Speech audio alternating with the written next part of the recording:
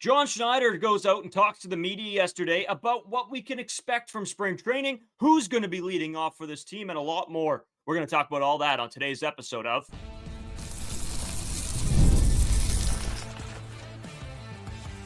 You are Locked On Blue Jays, your daily Toronto Blue Jays podcast.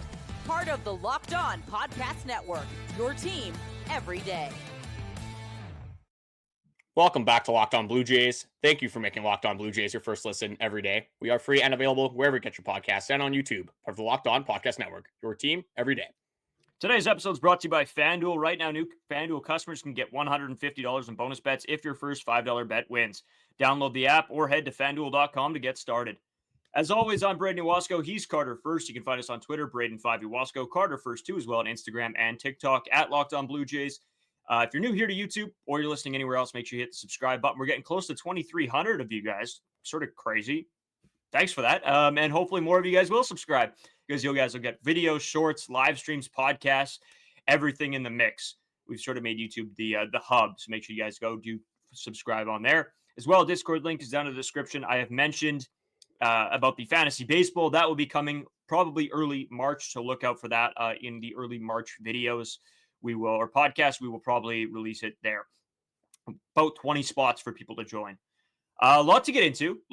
We still have not gone over sort of everything that was said between Ross Atkins, Mark Shapiro, and the media and what they sort of, with some of their comments just on the whole Vladimir Guerrero Jr. situation. So we'll cover all that towards the end of the podcast. It's not like the most hard-hitting information, but it is information that sheds a little bit more light onto the situation. Again, we've talked the Vlad stuff to death, but we do got to go over some of this stuff because it does pertain to the rest of the season and what could happen with the extension talks moving forward with Vladimir Guerrero Jr. But let's kick things off with spring training, Carter, because that is where our focus should be now. Now that the whole Vlad situation is come and gone, it is time to get into the spring training of it all. So we do have a report on from Shai Davidi, early spring training starters. Sunday versus the New York Yankees will be Easton Lucas. Sunday at Boston will be Yariel Rodriguez, followed by Jake Bloss. Monday at Detroit will be Bowden Francis. And Tuesday versus Seattle will be Max Scherzer, followed by Jose Berrios. So a very large range of players, Carter. I guess out of all those guys I mentioned, who are you most excited to see in spring training? I think I'll kind of combine this answer a little bit. Obviously, it's got to be Max Scherzer. Like, just seeing him pitch in Toronto Blue Jay Blue absolutely will be unbelievable. But for me, it's Jake Bloss. I want to see what Jake Bloss has early on in spring training. This is a guy that, again, might be able to provide some depth down the line for the Toronto Blue Jays. This is one of our top-rated prospects. I think we kind of know what we're going to get out of guys like Jose Berrios. Max Scherzer is a little bit more of a question mark, but I think you probably know what you're going to get out of a guy like that. And again, it's February. Do you really care if Chris Bassitt is probably going to go out there and throw 86, and people are going to get really upset about that. But then by the time it comes to March, it comes to early April, he's going to be throwing 91, 92, 93, whatever it is. There's a ramp up for a lot of these veteran pitchers, so I'm not as worried about them. I'm more focused on the younger guys because there should be a lot of storylines regarding them. Jake Bloss being one of them, obviously the middle infield, just the Will Wagners, the Elvis Martinez's, the guys that aren't necessarily as established in the league. Those are going to be the main guys that I'm focusing on, especially early on in spring training. Yeah, for me, I think it has to be Jake Bloss. He has to be one of your answers. The other guy for me, as much as I'm excited to see Max Scherzer, I think a guy that I'm more in tune to watch would be Bowden Francis, right? To see what he can bring after the amazing back half of the year that he had post All-Star break. He's a guy that I'm really looking forward to see this spring training, to see if he gets back to that. Yeah, I think it's going to be interesting to see if he can, bring what he brought last year, or was it a fluke? I think that's the question that we're all sort of thinking right now. Your take on Bowden Francis. Do you think he's still going to bring it like it was last year, or do you think it'll start to even out a little bit at the start of the year, and especially in spring training? I'm not going to say that he's going to go out there and throw a 1.5 ERA with a 0.65 whip. I don't think that's necessarily the Bowden Francis that you're expecting, but I think he is going to build on what he did last season. I've always been a big Bowden Francis guy, so I'm hoping that he can continue to be dominant is obviously the highest expectation, but just be serviceable. I want this guy, again, he's going to be our fourth, maybe fifth starter going into the season. So if he can go out there and give the Toronto Blue Jays a chance to win, that's going to be something that I'm very excited about. But this guy was absolutely unbelievable last year. If he takes that extra step, he might be our third pitcher. He might be our second pitcher going into the later on in the year. And then when you hit the playoffs, if Don Francis pitches even half as good as he did in the second half of the season, it's going to be a tough discussion if the Toronto Blue Jays do end up making the playoffs on who you do throw in that second or third game. Yeah, it's the big question moving sort of throughout this season. And I think something you have to think about is, as many of our listeners and people on Twitter don't want to admit that the Blue Jays could push for a playoff spot, it is possible. And that always has to be in the back of your mind of who are our guys when we get into a situation like that. But Carter, in talking about that, I mean, that is what it is. We're going to see these pitchers. We're going to see what they can do in spring training. We're going to see them work through some of their things, their pitches. You know, some guys might go out and throw 3 innings. Some guys might throw 5. We'll have to wait and see. But let's get into it. John Schneider, George Springer both talked about, well, first John Schneider talked about what was going to happen with the leadoff situation. And he said, it's a fluid situation. And he goes on to talk about different possible players, including George Springer, Bo Bichette, Andrus Gimenez, Will Wagner, and I said Bo Bichette. Those guys all potentially being candidates for that leadoff spot. He sort of talks about looking to see what happens in spring training, looking to see what happens at the start of the year. Things are going to be moving. If it's a left-handed pitcher or right-handed pitcher, it's going to determine who goes where in the lineup. George Springer was the first name he mentioned right off the bat. I know me and you are in the same spot. We don't think that George Springer should be the leadoff man for this team this season. I think if you throw him at 6, I think that is a perfect spot for him. Again, but right now, who do you have faith in to be that number 1 guy? Is it Will Wagner? Is it an Ernie Clement? Is it Andrus Gimenez? I don't know. And that's the great thing about spring training is it's coming, and we'll be able to find that out within a few weeks. Your thoughts, I guess, on sort of the fluidity of the leadoff spot, I guess. At least we're hearing the word fluidity, and we're not hearing that George Springer is non-negotiable. He's going to be leading off every single game. I don't think it really matters how the spring training goes, to be honest with it, for this leadoff position. I think it is going to be George Springer to start the year. If things go bad early on, I don't think it takes until the middle of May, almost the end of May, for him to make that switch. I think maybe even in the middle of April, if you see George Springer starting out the season hitting 200, which we really hope that doesn't happen. It can't get much worse for George Springer for what he did last season. I think they would make that switch. Again, I've said this before, I'll say it again. It's really hard for me to throw Will Wagner in this spot opening day. Again, the guy's played less than 30 MLB games, no matter how good of a spring training he has, unless, again, he's maybe hitting 500 and has a 600 OBP. But we've seen it before. Do the spring training stats really matter for the regular season? Not whatsoever. Do you like going back to 2021, going back to 2023, any year, you're not being like, oh, Yariel Rodriguez had an unbelievable spring training. Vladimir Guerrero Jr., unbelievable spring training. That doesn't necessarily translate to obviously those major league games because you have a bunch of nobodies a lot of time pitching in these spring training games. And that's why I'm not taking a ton away from it early on, especially from the pitching side of it. Obviously for the hitters, it's a little bit different, and the younger guys, because they have to prove it. They are in that spot where you haven't really seen a lot from them. So that is their time to showcase their skills. And that kind of leads me into another guy that could be a little bit of a dark horse to at some point in this season be that leadoff hitter. And Ross Atkins did mention this guy as well, hoping that he does take that extra step. And that is Alan Rodin. This guy if you're looking for that on-base guy that Toronto Blue Jays don't necessarily have right now, Alan Rodin could be your guy. Last year having a 391 on base, that's obviously in AAA. And then the year before he had a 430 on base. So it's a guy that gets on base, a guy that's had around a 300 average. Again, it's completely different playing in AA and AAA compared to the MLB level. But if he can continue to do that and continue to be productive at that MLB level, I think that could be a dark horse candidate that we do see at the leadoff spot. Bo Bichette makes sense if you just want a guy that's, again, probably going to be one of your better hitters on the year. If you want your guy to get at bats, Bo Bichette would be a good candidate there.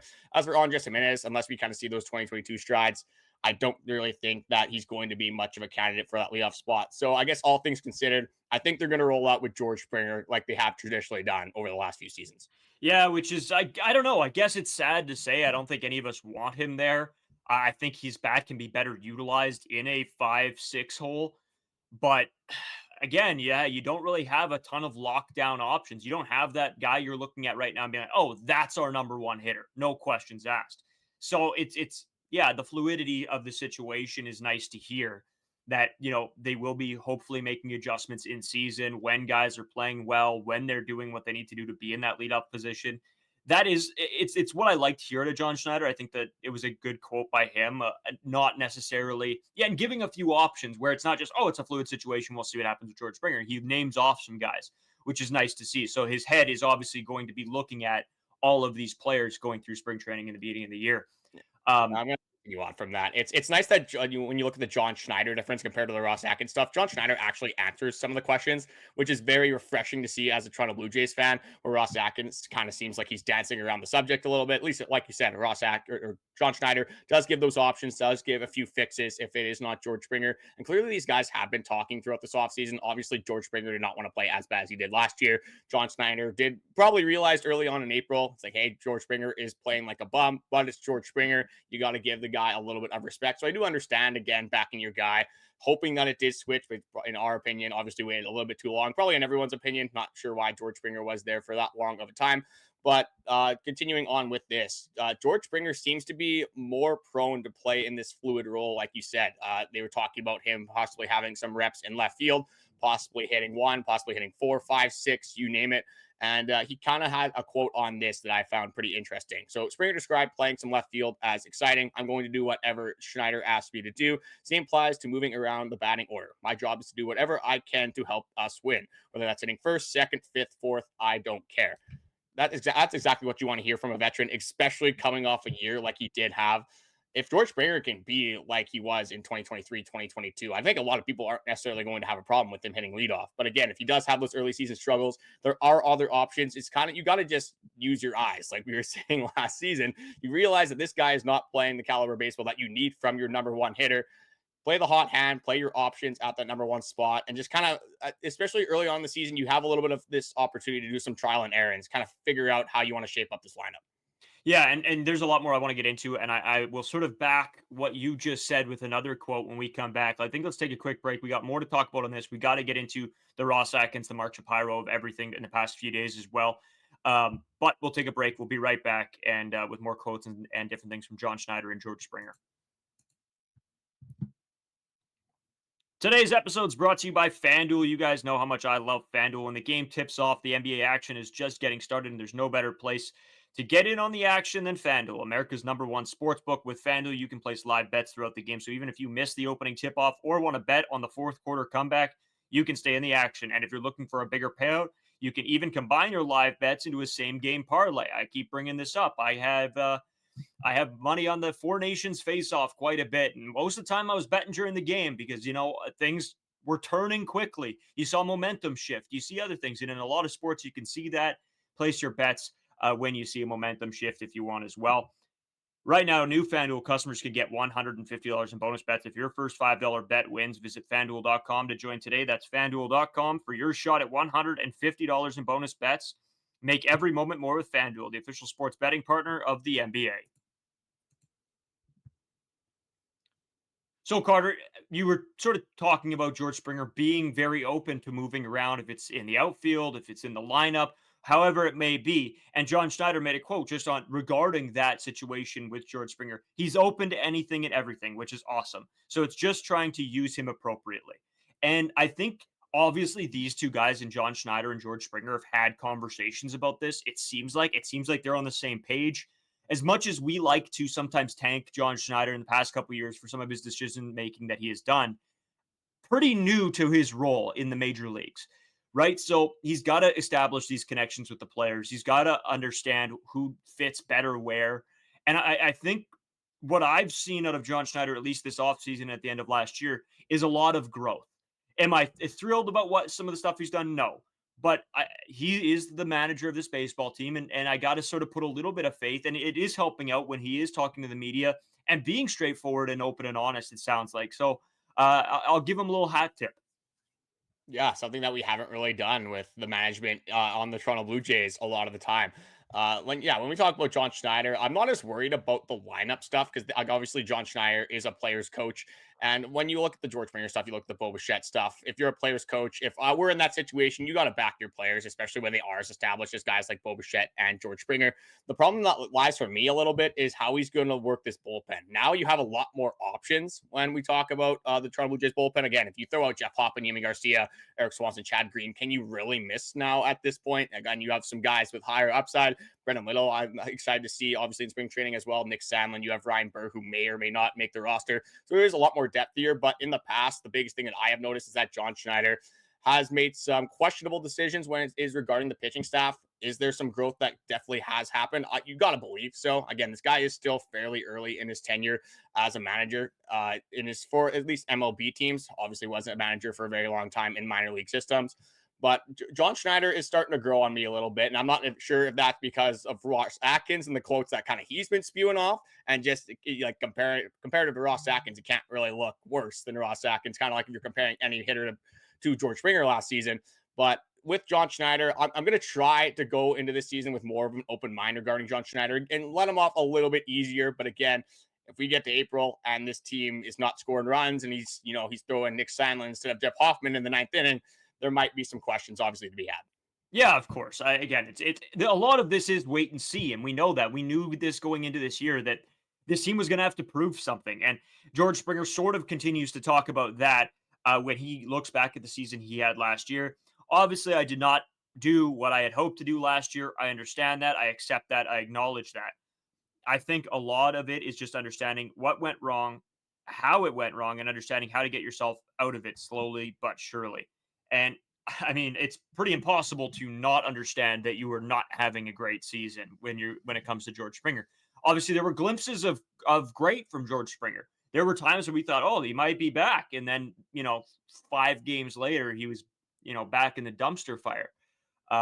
So we'll see. We'll see what happens with Springer, how John Schneider handles this lineup, and so on. I'm trying to piece it all together in my head here before spring training of who's in, who's out, who's going to play where.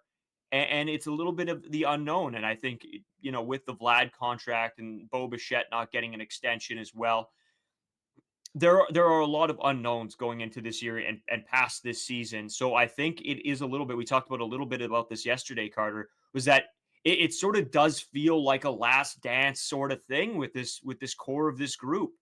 And I think the players also have a little bit of that feeling where, hey, we got to make something happen. Like let's put in the work, let's put in the effort. And I think out of all the quotes, all the comments, everything that John Schneider and some of the players have put out there, it does have a little bit that feeling. And as nice as that is to hear for this season, I think looking past 2025, I think it's a pretty scary thought that even these guys are sort of starting to think, oh, this could be it. Well, and that's the thing with like every single year of baseball. Obviously, there is going to be some changes. You're never going to have the exact same team. But I'll say right now, Chris Bassitt is as good as gone after the season. Yeah. Like when you have, especially when you have Vladdy and Bo, as you need to sign the contract extensions. Chris Bassitt obviously getting older as well. You have some guys that are younger that you hope to develop in the system. Chris Bassitt not going to be here, obviously. Vladdy and Bo, I think that's almost becoming a stretch. If they can get both of them, we really hope they can. Again, narratives will change throughout the season. So we always talk about the uncertainty. So these players have a lot to play for. From everything that we've seen, the clubhouse is united. Everyone loves each other. There isn't really any cancers in the locker room, which is obviously very nice to see. But again, it doesn't matter if everyone's singing Kumbaya in the locker room if they can't produce on the field. But one thing I did want to go into is just kind of about the Toronto Blue Jays bullpen situation. We've talked about this a lot on the podcast, where we kind of have this solid 7, and then the 8th spot is just wide open. We don't really know who's necessarily going to get that. Obviously, the 7 being Jeff Hoffman, Yimi Garcia, Chad Green, Erik Swanson, really non-negotiables for those 4. Nick Sandlin being another one. Brendan Little, Yariel Rodriguez to start the season, assuming that we do have the 5 starting pitchers that we mentioned. Then it's kind of a crapshoot a little bit for this 7th spot. And I think the Toronto Blue Jays are really trying to lean towards having another lefty in that bullpen when you only have Brendan Little and you don't have a single starter that throws left-handed. They're all right-handed starters. I think they do want a little bit more flexibility regarding the bullpen. But Keegan Matheson outlines kind of the bullpen situation in a couple of tweets here. So he says, Amir Garrett is here at the Toronto Blue Jays complex today. There should be a real level of competition for those last couple of bullpen spots, Garrett included. But Garrett, after a little while, was actually sent to the minor league side of the camp for now. And the lefties that are in the MLB camp, so the ones that probably will be battling for this spot, I think Amir Garrett from the sounds of it, looks like to be a depth piece for this bullpen. But right now they have Mason Flaherty, Richard Lovelady, Easton Lucas, and Josh Walker as those lefties kind of battling for that spot. Adam Mako would have been one, but obviously we went over that, had a meniscus tear. Out of these guys, is there any one that kind of sticks out to you? Is there anyone that you're really hoping that kind of can crack this left-handed bullpen spot? Or are you hoping for more like a Ryan Burr, maybe a Zach Pop, or you just kind of throwing the left-handed bullpen pitcher out the window? No, I think they do need another lefty. Again, just for certain situations, right? You can't rely on one guy, and I don't know how I feel about relying on Brendan Little to be your main piece for that side. So you do need a second, I believe. Again, we'll see what happens when it comes to Easton Lucas. He is getting that first start, so in spring training. So obviously, I think he's a piece that they're definitely looking at, and I don't think you get that first spring training start if this team doesn't have confidence that you can do it. I think that it sort of puts the spotlight on him. So he was one guy I'm really going to be looking at, especially in that first game of spring training. Then probably Lovelady as well. I'm interested to see what he can bring. That signing sort of, or that, getting him sort of was a little bit of a question mark at the time, but we didn't know what was going to happen when it came to all of the bullpen additions, Yariel moving to the pen as well. So I think for me, it's those two guys that I'll be really paying attention to. Yeah, it's going to be a little bit of a crapshoot for that 8th spot. For me, I feel like they're going to go with Zach Pop just due to, they gave him a contract in arbitration, doesn't have any options left. Is there really a point now, unless he has, again, a horrible spring training? You're losing a little bit of money, obviously, for Zach Pop. Does it really matter in the grand scheme of things? I think he was making like $1.2 million or something in baseball terms. Obviously, we're talking about Vladimir Guerrero Jr. making like $600 million. So we could have 600 Zach Pops for Vladimir Guerrero Jr. I think I'd still rather take Vladdy over 600 Zach Pops. But that is besides the point. So it will be an interesting storyline to have throughout this spring training. But I mean, at least at the good side of things is that there seems to be at least a lot more bullpen depth than there has been over the last couple of seasons. But one thing that we want to kind of transition into, we didn't really have a lot of time to talk about this kind of stuff before because obviously the Vladimir Guerrero Jr. stuff was kind of taking up all of our focus, and for good reason. Obviously, when so many things were coming out about Vladdy, you're not necessarily too worried about what Ross Atkins and the Mark Shapiro types are saying about this guy. Obviously, they do have a big hand in these pieces. But when you're talking about Vladimir Guerrero Jr., I think it is fairly universal. It should be a fairly universal take that Ross Atkins is not the only one that's obviously in these discussions. This is a $500 million contract. You got to believe that Rogers Media and Edward Rogers are obviously being involved in these contract discussions. But we did have a couple of interesting quotes from a few of these guys. I'm going to start with Mark Shapiro. We obviously went over the Ross Atkins one that said Vladdy would have been the highest paid Blue Jay in history. Who would have thought? So we're not really going to go too much into that one for this episode. But Mark Shapiro on the Blue Jays negotiations with Vladimir Guerrero Jr. He says, "We were emotional. We did value the player deeply and even went past our value because we cared so deeply about him and wanted to have him here." Again, in retrospect now, if we would have reacted to this on Tuesday, I think I would have had a little bit of a different opinion. Clearly, they want Vladimir Guerrero Jr. I don't think you can go against that. I don't think you can say, oh, clearly, like they don't want Vladdy here at all. With all the contract negotiations they've discussed, everything that's been said about Vladdy, clearly there is mutual interest on coming back to the Toronto Blue Jays. But money talks. So if they're going to be completely off, they're going to be $50 million, $100 million off. It's going to be hard to kind of narrow that number down, especially this offseason. Really going to depend on how Vladdy performs in 2025. Yeah, it depends on Vladdy. It depends what this organization wants to do. Do they want, if that number does push upwards of, $600 million, again, we've had these conversations. I don't think they pull the trigger on that. I don't think that from the conversations that they have had earlier to the media at the beginning of spring training till now, I don't think they view Vladimir Guerrero Jr. as this staple piece that they need to be successful. I think that maybe they think that 550, whatever you want to call it, whatever the deal might have been, could be better utilized elsewhere and to maybe more pieces. So again, listening to all of these guys' comments, it doesn't feel like the love was there for Vladimir Guerrero Jr. enough to make this deal work out. Oh, absolutely. And I'm going to go into another Ross Atkins quote here, and I want to kind of retract to what John Schneider said when we was asking about the leadoff spot. He gave names: Andrus Gimenez, Will Wagner, Bo Bichette, George Springer. this quote just, again, I don't know why I even look at some of the comments that Ross Atkins says, because you're not really missing a whole lot. So this is a Keegan Matson tweet. Were the Blue Jays and Guerrero ever close? And this is what Ross Atkins had to say. It just depends how you define close. That's too big of a word to talk specifically about, and I'm not comfortable talking about numbers. You might as well have said nothing. Like, Yeah. what's the point? Like, what do you mean by define close? I think it's a fairly easy word to define. Close is not $100 million off. Close is probably $10 million off. Again, it depends on how long the contract is. There's a bunch of different things that are underlying in that statement. I'm not expecting Ross Atkins to go out and say, oh, Vladdy had this number, we had this number. But at least give us a little bit more than, oh, it depends how you define close. Just not exactly the thing that you want to hear from a manager that is really under fire and has been under fire for a decent amount of time among Toronto Blue Jays fans. Yeah, it's super frustrating, right? Because again, then we talk about what John Schneider says and how the players sometimes talk. And it's very open. It's very just here it is. You see other organizations when they come out and they just say, this is how it is. And yes, not talking about numbers specifically, but hey, were you close? Not really. Hey, were you close? Sort of, I guess. That's a better answer than it depends how you define it. That is an absolute nothing burger of an answer. And yeah, I don't know. It's again, we've seen Ross Atkins say this time and time again. We've seen him dance around questions. This isn't anything new. It just is frustrating when it happens time and time again. Even if he said something along the lines of, we started out like not being very close as this offseason progressed, we got closer and closer, did not end up getting to a deal, but we still have some time in spring training. Both sides are still open. Something along those lines.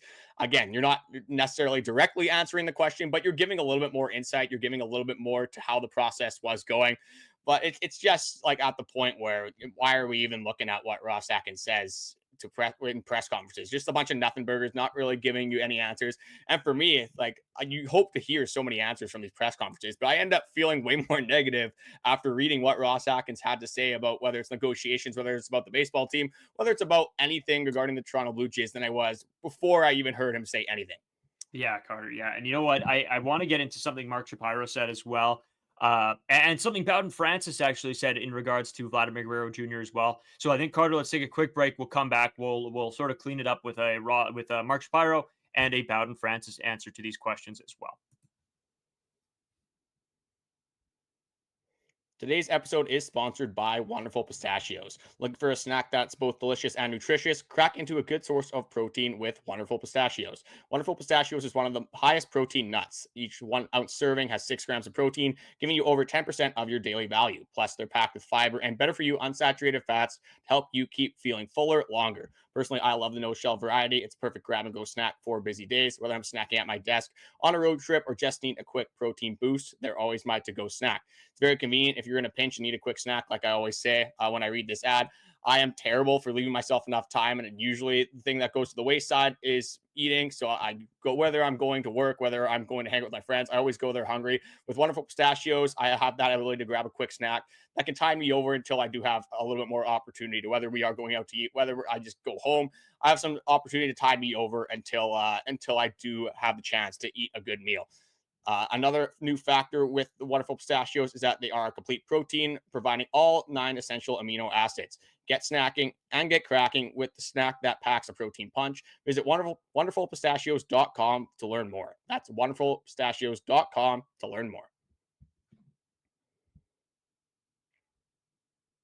So, Carter, Mark Shapiro spoke much more directly to the situation, expressed his disappointment.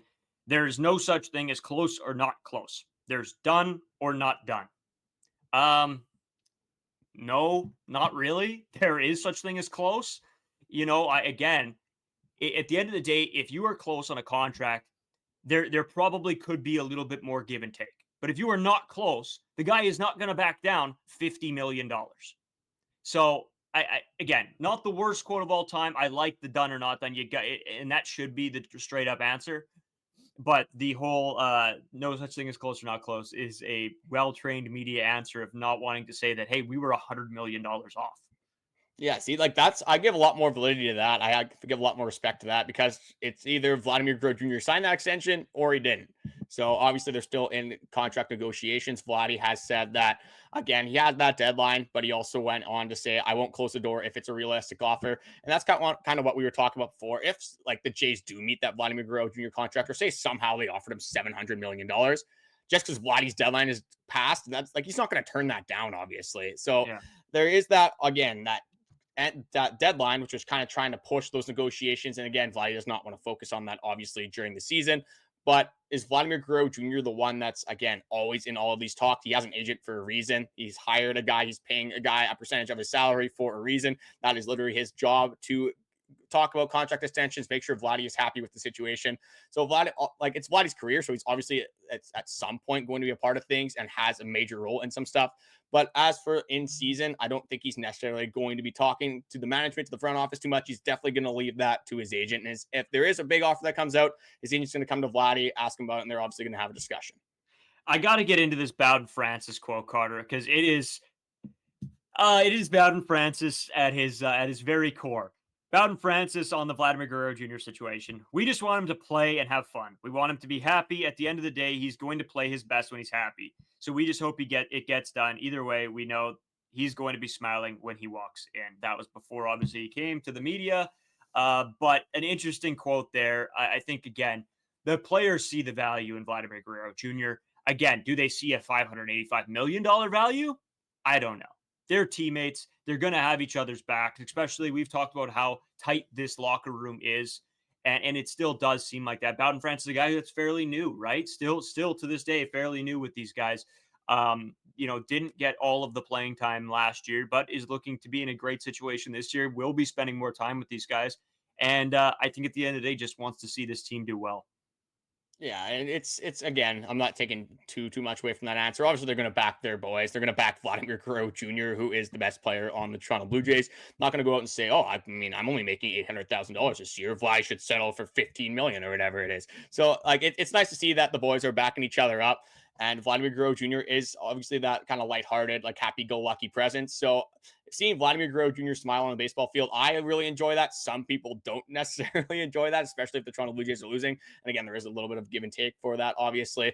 But this whole situation, like if I'm a player and like Vladimir Guerrero Jr. is talking with extension talks and all that stuff, I am staying completely out of it. I am like, if he's talking on this side, like on the third baseline of the baseball field, I'm hiding in the right field corner. Again, players do not want to undermine each other. They don't want to talk about each other's money. So in that sense, I'm not taking too much away from that answer, but it's nice to see that Bowden Francis, and obviously everyone on the Toronto Blue Jays does love Vladimir Guerrero Jr. And we've heard Jose Berrios say a few things as well. Other players talking about him. Bichette, Bichette. The list goes on. Everybody said their piece on this. I think this is just a very good Bowden Francis answer. It's showing a little bit of support, but not really getting into the weeds too much. Because you're right, he's not in the situation, he's not in the rooms. Some of the players don't even know, like, obviously, what an offer is and what they've gotten, what the organization has gotten. So I think it is important to stay out of it, like you said, but still show your support for your teammates. So, good quote there. A lot more to get into still coming up with spring training. So much to talk about.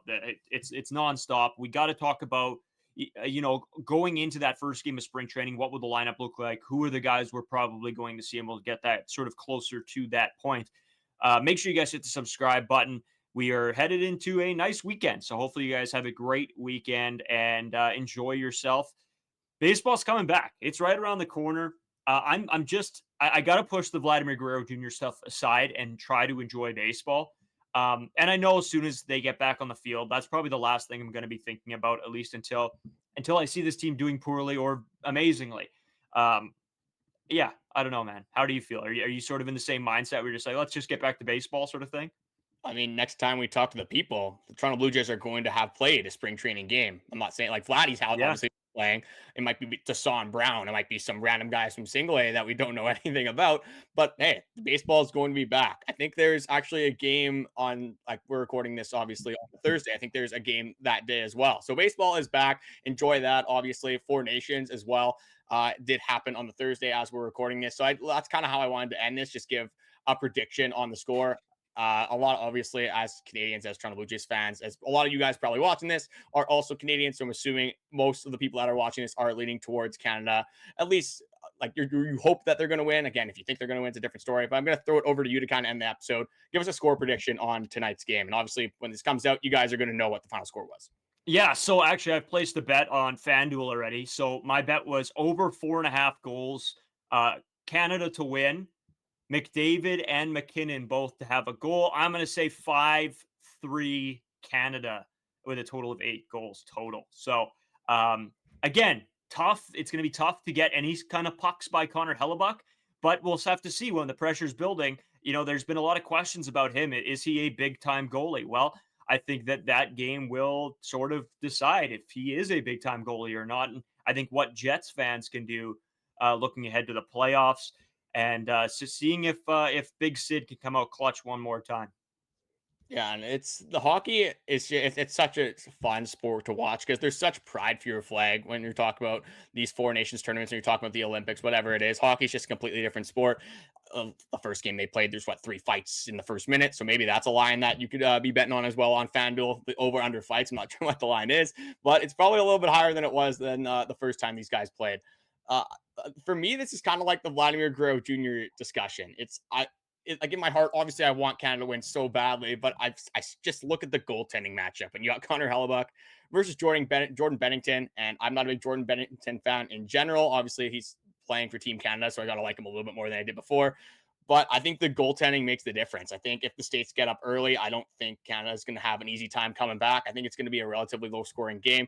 Want Canada to win really badly, but I think it is going to be the same thing as we saw the game before. I think it's going to be a 3-1 win for the United States. Hopefully I'm wrong. Hopefully you guys can flame me in the comment section. Again, maybe I'm not too Canada proud. Maybe I should be. Hopefully they prove me wrong. I'm kind of just setting myself up for failure, I guess you could say.